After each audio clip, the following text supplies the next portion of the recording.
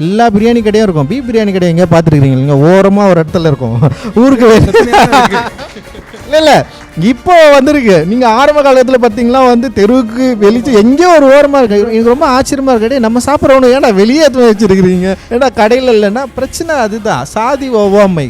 Okay, அப்போ சாதி ஒவ்வாமை அப்படின்றது வந்து நார்மலாக இருக்கிற ஊர் தெருக்கள் இருக்கிற கடைகளில் இருக்கிறப்போ வந்து சினிமாவில் எப்படி இருக்குன்றதை நம்ம வந்து புரிஞ்சுக்கணும். அப்படி இருக்கிறப்போ ஆனால் இங்கே வந்து இன்டெலெக்சுவல் இருக்கிற ஏரியா, அறிவு தளத்தில் வந்து செயல்படுறவங்க, கிரியேட்டிவ் ப்ராசஸில் பயங்கரமாக இருக்கிறவங்க, இவங்கெல்லாம் தான் இங்கே வந்திருக்காங்க. அதனால் வந்து இந்த சினிமா உலகம் மாறிடுமான்னா அவங்க ஆல்ரெடி வந்து எங்கேருந்து வந்திருக்கிறாங்கன்னு ரூட் வந்து ரொம்ப முக்கியமான. அதில் சில முற்போக்கானவர்கள் நிறைய இருக்கிறாங்க இங்கே தமிழ் சினிமாவில் இருந்திருக்காங்க. குறிப்பாக அம்பேத்கர் புகைப்படத்தை தொடர்ந்து வந்து காட்டிட்டு இருந்தவர் வந்து வி சேகர் வந்து அவருடைய படங்களில் வந்து நீங்கள் பார்க்கலாம். ஆனால் அந்த புகைப்படம் யாருக்கு எதுக்காக வைக்கப்படுறதுன்றதும் ரொம்ப முக்கியமானது.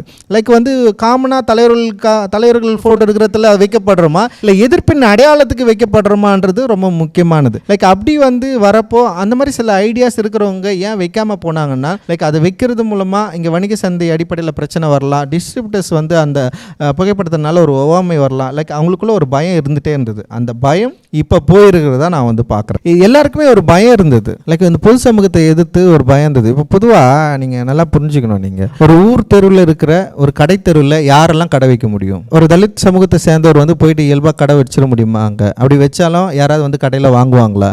ஒரு வணிக சந்தையில் வணிக மதிப்பீட்டு அடிப்படையில் ஒரு ஹோட்டல் ஒரு ரெஸ்டாரண்ட்டோ இல்லை வந்து ஒரு துணி கடையோ யாராவது வந்து இப்போ தலித் சமூகத்தை சேர்ந்தவங்க போயிட்டு அந்த கடையில் அந்த தெருவில் கடை வச்சுறதுக்கான வாய்ப்பு கிடைக்குமா? அப்படி வச்சாலுமே யாராவது வந்து வாங்குவாங்களா? அப்படின்றப்போ முழுக்க வணிக சந்தை அடிப்படையில் செயல்படுற இந்த வர்த்தகத்தில் ஒரு புகைப்படம் வந்து ஒரு பிரச்சனையை உண்டாக்கும். இப்போ யார் படம் எடுக்கிறவங்க, எந்த தேட்டரில் ரிலீஸ் ஆகுது, யார் வந்து இங்கே வந்து இதை முதலீடு செய்கிற ஆட்களாக இருக்கிறாங்கன்னா அடிப்படையில் ஒரு சாதிய சமூகத்திலேருந்து வந்தவங்களாக தான் இருக்கிறாங்க.